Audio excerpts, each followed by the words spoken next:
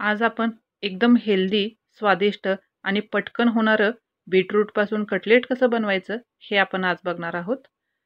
मुलं जर बीट खात नसतील तर ही रेसिपी तुम्ही शेवटपर्यंत नक्की बघा आणि या पद्धतीने बीटापासून कटलेट बनवून मुलांना नक्की खाऊ घाला. खूप छान रेसिपी आहे. हाय, मी संजना. संजना रेसिपीजमध्ये तुमचं सगळ्यांचं स्वागत करते. माझ्या चॅनलवर जर तुम्ही नवीन असाल, पहिल्यांदाच ही रेसिपी बघत असाल तर माझ्या चॅनलला प्लीज सबस्क्राईब करा. बघू शकता एकदम मस्त असं हे कटलेट दिसतं आणि चवीला सुद्धा एकदम भन्नाट लागतं. चला तर वेळ न घालवता रेसिपीला सुरुवात करूयात. मी इथं एक मोठ्या आकाराचं बीट साल काढून घेतलेलं आहे आणि एक छोटा बटाटा घ्यायचा आहे, याची सुद्धा साल काढायची आहे. तुम्ही 2 छोटे छोटे बीट घेतले तरी चालतील. आता मी हे बीट कट करून घेतलेलं आहे. याच्यामध्ये पाणी न घालता आपल्या याच्या 2 ते 3 शिट्ट्या करून घ्यायच्या आहेत. 2 ते 3 शिट्ट्या झालेल्या आहेत. आता आपण बीट आणि बटाटा बाजूला काढून घेऊयात. आता आपण हे बीट आणि बटाटा दोन्ही किसणीवरती किसून घेणार आहोत. किसल्यामुळे काय होईल, बीट आणि बटाटा याचं एकसारखं मिश्रण आपल्याला मिळेल. बघू शकता दोन्ही किसून झालेलं आहे. आता हे एका बाउलमध्ये काढून घेऊयात.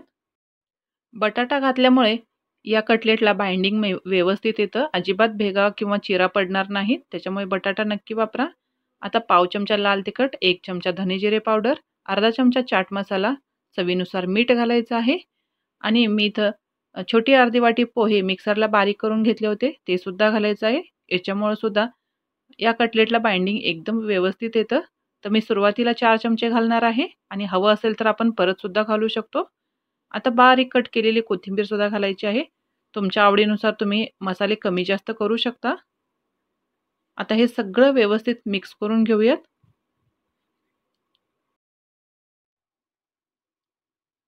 अजून थोडेसे पोहे जे आपण बारीक करून ठेवले होते ते घालावे लागणार आहेत. तर मी अजून 2 चमचे बारीक केलेले पोहे याच्यामध्ये घालते आणि हे सगळं व्यवस्थित परत एकदा मिक्स करून घेऊयात. चमच्याने जमत नसेल तर तुम्ही हाताने सुद्धा याचा गोळा व्यवस्थित बनवून घेऊ शकता.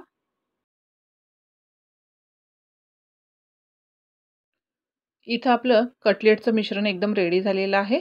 आता हाताला थोडंसं तेल लावायचं आहे. एकदा सुरुवातीला लावलं तरी काही हरकत नाही. प्रत्येक वेळी लावायची अजिबात आवश्यकता नाही. आता या मिश्रणातलं थोडंसं मिश्रण घ्यायचं आहे आणि आपल्याला हव्या त्या आकाराचं कटलेट आपण बनवून घ्यायचं आहे. बघू शकता मी अशा पद्धतीनं कटलेट बनवलेलं आहे. बघू शकता एकदम जास्त जाड बनवलेलं नाहीये. तुम्हाला हव्या त्या आकाराचं तुम्ही कटलेट बनवून घेऊ शकता. याच प्रकारे मी सगळे कटलेट्स बनवून घेतलेले आहेत. मी हे कटलेट डीप फ्राय करणार नाहीये. थोड्याशा तेलावरती फ्राय करून घेणार आहे. त्याच्यामुळे मी हे जास्त जाड बनवलेले नाहीयेत. तुम्ही तुमच्या आवडीनुसार कोणत्याही साईजचे कटलेट बनवू शकता. आता मी इथं अर्धी वाटी रवा घेतलेला आहे, बारीक रवा घेतलेला आहे आणि व्हिडिओमध्ये दाखवल्याप्रमाणे हे बनवलेले कटलेट्स असे रव्यामध्ये घोळवून घ्यायचे आहेत. या पद्धतीनं कटलेटला रवा लावून घेतला की हे कटलेट कुरकुरीत लागतात, क्रंची लागतात. खूप छान टेस्ट येते याच्यामुळे. तर तुम्ही या पद्धतीनं रवा लावून घ्यायचा आहे.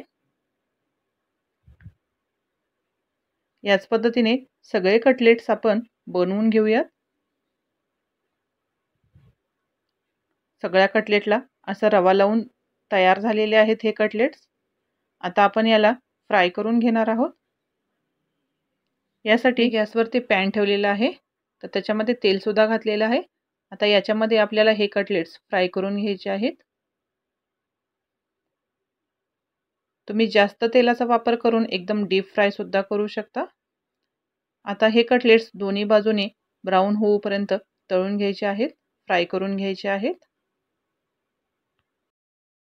गॅसची फ्लेम मिडियम ठेवायची आहे. एकदम हाय सुद्धा करायची नाही आणि एकदम लो सुद्धा करायची नाही. हाय ठेवली तर कटलेटला कलर येईल आणि लो ठेवली तर कटलेट ऑइली होतील. त्याच्यामुळे मिडियम फ्लेमवरती हे कटलेट फ्राय करून घ्यायचे आहेत. कटलेट तळून झालेले आहेत. आता हे आपण काढून घेऊयात. बघू शकता एकदम मस्त असे आपले कटलेट, हेल्दी कटलेट तयार झालेले आहेत. रेसिपी तुम्ही नक्की ट्राय करा.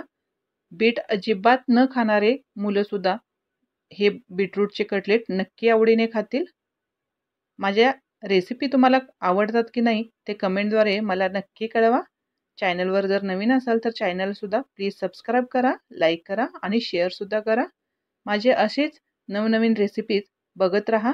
परत भेटू एक नवीन रेसिपी घेऊन. तोपर्यंत